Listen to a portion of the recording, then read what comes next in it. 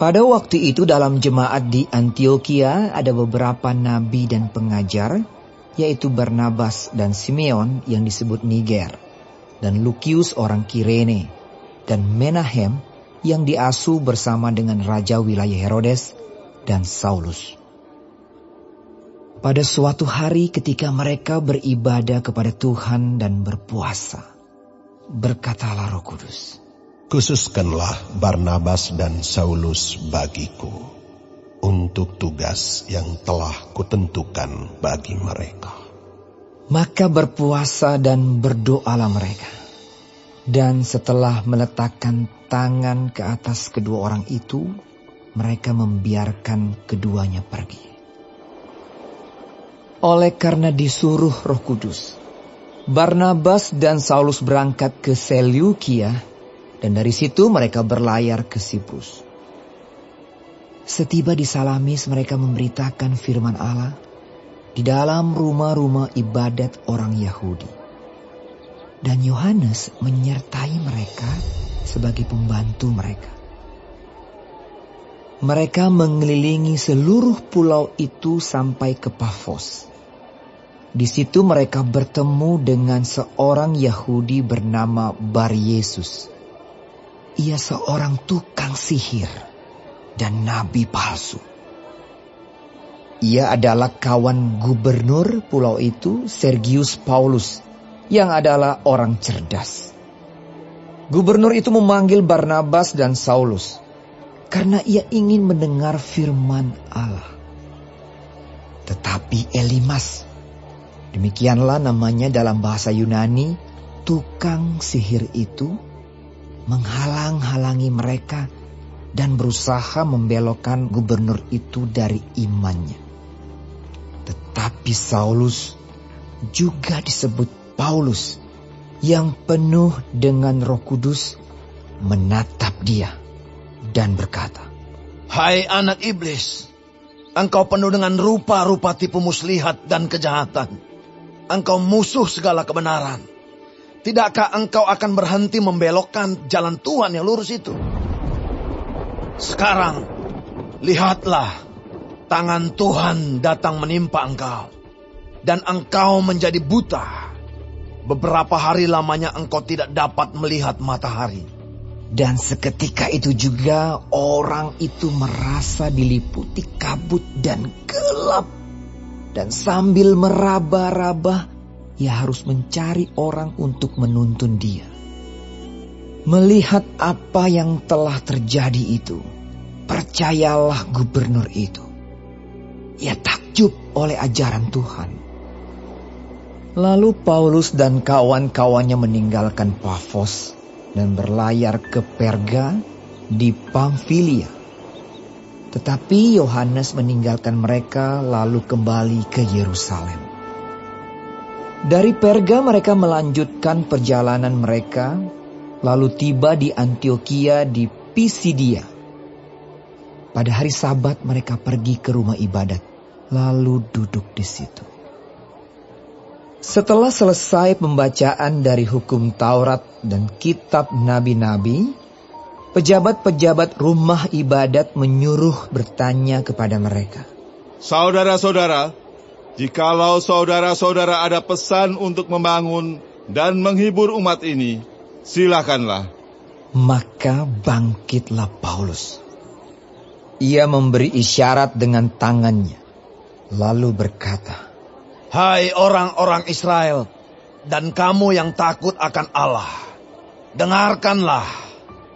Allah umat Israel ini telah memilih nenek moyang kita dan membuat umat itu menjadi besar ketika mereka tinggal di Mesir sebagai orang asing. Dengan tangannya yang luhur, ia telah memimpin mereka keluar dari negeri itu. 40 tahun lamanya ia sabar terhadap tingkah laku mereka di padang gurun. Dan setelah membinasakan 7 bangsa di tanah Kanaan, ia membagi-bagikan tanah itu kepada mereka untuk menjadi warisan mereka. Selama kira-kira 450 tahun. Sesudah itu ia memberikan mereka hakim-hakim sampai pada zaman Nabi Samuel. Kemudian mereka meminta seorang raja, Dan Allah memberikan kepada mereka Saul bin Kis dari suku Benyamin, 40 tahun lamanya. Setelah Saul disingkirkan, Allah mengangkat Daud menjadi raja mereka.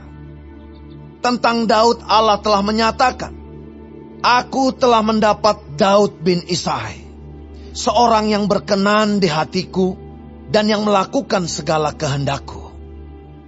Dan dari keturunannya lah, sesuai dengan yang telah dijanjikannya, Allah telah membangkitkan juru selamat bagi orang Israel, yaitu Yesus.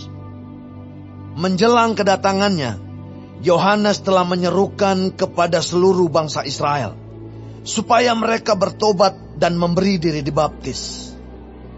Dan ketika Yohanes hampir selesai menunaikan tugasnya, ia berkata, Aku bukanlah dia yang kamu sangka, tetapi ia akan datang kemudian daripadaku. Membuka kasut dari kakinya pun aku tidak layak. Hai saudara-saudaraku, baik yang termasuk keturunan Abraham, maupun yang takut akan Allah, kabar keselamatan itu sudah disampaikan kepada kita. Sebab penduduk Yerusalem dan pemimpin-pemimpinnya tidak mengakui Yesus. Dengan menjatuhkan hukuman mati atas dia, mereka menggenapi perkataan nabi-nabi yang dibacakan setiap hari Sabat. Dan meskipun mereka tidak menemukan sesuatu yang dapat menjadi alasan untuk hukuman mati itu, namun mereka telah meminta kepada Pilatus supaya ia dibunuh.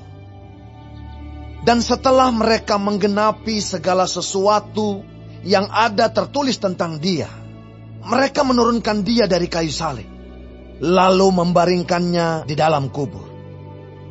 Tetapi Allah membangkitkan dia dari antara orang mati. Dan selama beberapa waktu ia menampakkan diri kepada mereka yang mengikuti dia dari Galilea ke Yerusalem.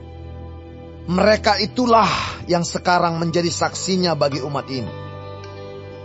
Dan kami sekarang memberitakan kabar kesukaan kepada kamu, yaitu bahwa janji yang diberikan kepada nenek moyang kita telah digenapi Allah kepada kita. Keturunan mereka dengan membangkitkan Yesus, seperti yang ada tertulis dalam Mazmur kedua.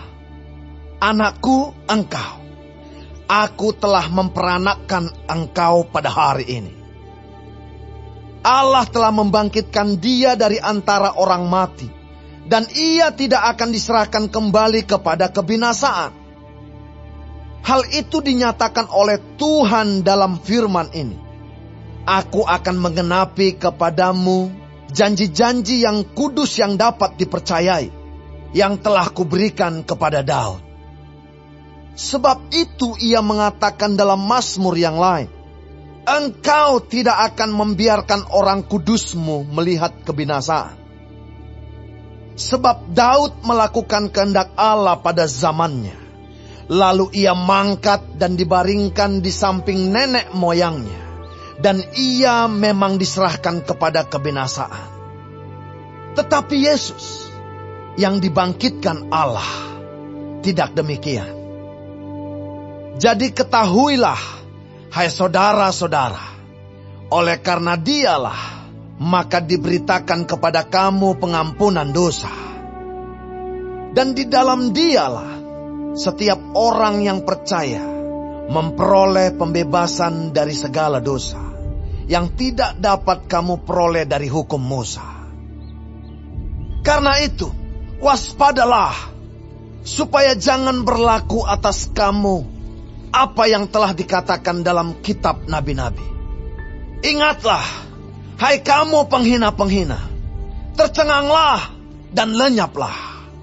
Sebab aku melakukan suatu pekerjaan dalam zamanmu, suatu pekerjaan yang tidak akan kamu percayai jika diceritakan kepadamu.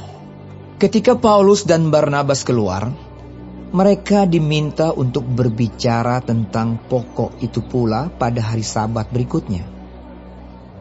Setelah selesai ibadah, banyak orang Yahudi dan penganut agama Yahudi yang takut akan Allah mengikuti Paulus dan Barnabas. Kedua rasul itu mengajar mereka dan menasihati supaya mereka tetap hidup di dalam kasih karunia Allah. Pada hari Sabat berikutnya datanglah hampir seluruh kota itu berkumpul untuk mendengar firman Allah. Akan tetapi, ketika orang Yahudi melihat orang banyak itu, penuhlah mereka dengan iri hati dan sambil menghujat, mereka membantah apa yang dikatakan oleh Paulus. Tetapi dengan berani, Paulus dan Barnabas berkata, "Memang kepada kamulah firman Allah harus diberitakan lebih dahulu. Tetapi kamu menolaknya dan menganggap dirimu tidak layak untuk beroleh hidup yang kekal. Karena itu kami berpaling kepada bangsa-bangsa lain. Sebab inilah yang diperintahkan kepada kami.